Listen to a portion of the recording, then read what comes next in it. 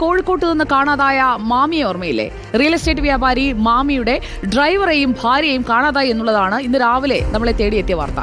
ഇപ്പോഴിതാ ഡ്രൈവറെയും ഭാര്യയും ഗുരുവായൂരിൽ നിന്ന് പോലീസ് കണ്ടെത്തിയിട്ടുണ്ട്, കസ്റ്റഡിയിലെടുത്തിട്ടുണ്ട്. എലത്തൂർ സ്വദേശിയായ രജിത് കുമാറും ഭാര്യ സുഷാരയും ഇന്നലെ മുതലാണ് കാണാതായി എന്നുള്ള വാർത്ത പരന്നത്. മാമിയുടെ തിരോധാനവുമായി ബന്ധപ്പെട്ട 2 തവണ രജിത്തിനെ ക്രൈംബ്രാഞ്ച് ചോദ്യം ചെയ്യാൻ വിളിപ്പിക്കുകയും ചെയ്തിരുന്നു. ജെയ്സൺ ചാവളപ്പിൽ നമുക്കൊപ്പമുണ്ട്. ജെയ്സൺ ചാവളപ്പിൽ, മാമിയുടെ ഡ്രൈവർ ഗുരുവായൂരിൽ പൊങ്ങിയല്ലോ. ഇന്നലെ എന്തുകൊണ്ടാണ് അവർ താമസിച്ചിരുന്ന ടൂറിസ്റ്റ് ഹോം വിട്ടുപോയത്? അവരെന്താണ് പോലീസിനോട് പറയുന്നത്?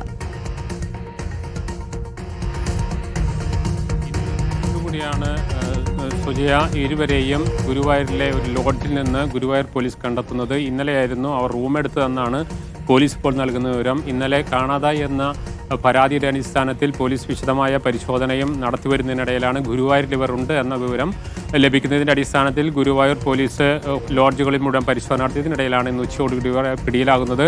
അല്പസമയത്തിനകം തന്നെ നടക്കാവ് പോലീസിന് ഇവരെ കൈമാറുമെന്നാണ് ഗുരുവായൂർ ACP അറിയിച്ചത്. സുജയ, മാമിയുടെ ഡ്രൈവറെ ഇപ്പോൾ കണ്ടെത്തിയിരിക്കുകയാണ്.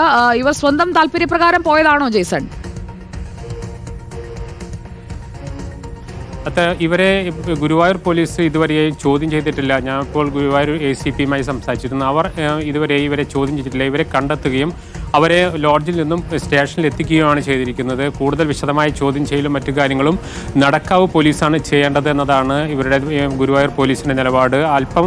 അല്പസമയത്തിനകം തന്നെ നടക്കാവ് പോലീസ് ഗുരുവായൂരിലെത്തും. നടക്കാവിൽ നിന്നും പോലീസ് തിരിച്ചിട്ടുണ്ടെന്നാണ് അവർ അറിയിച്ചത്. അതിനുശേഷം നടക്കാവ് പോലീസ് എത്തിയതിനു ശേഷം മാത്രം വിശദമായി ചോദ്യം ചെയ്യലിലേക്ക് കടക്കൂ. എന്താണ് ഇത്തരത്തിൽ തിരോധാനത്തിന് അവിടെ നിന്ന് വിട്ടുപോരാൻ കാരണം അടക്കമുള്ള സംബന്ധിച്ച് എന്തെങ്കിലും നിഗൂഢതകളുണ്ടെന്ന് സംബന്ധിച്ചുള്ള മുഴുവൻ കാര്യങ്ങളും തീർച്ചയായും ഒരുപാട് കാര്യങ്ങൾക്ക് വ്യക്തത വരേണ്ടതുണ്ട്. ഇന്നലെ മുതൽ കാണാനില്ല എന്ന പരാതി വരുന്നു. ഇതിൽ മാമിയുടെ ഡ്രൈവറായി കഴിഞ്ഞ 10-20 വർഷമായി ജോലി നോക്കുന്നയാളാണ് രജിത്ത്. 2023 ഓഗസ്റ്റ് 21 മാമിയെ കാണാതാകുന്നതിന് മുൻപ് അവസാനം സംസാരിച്ചവരിൽ ഒരാളും ഇതേ രജിത്താണ് എന്നുള്ളതാണ്.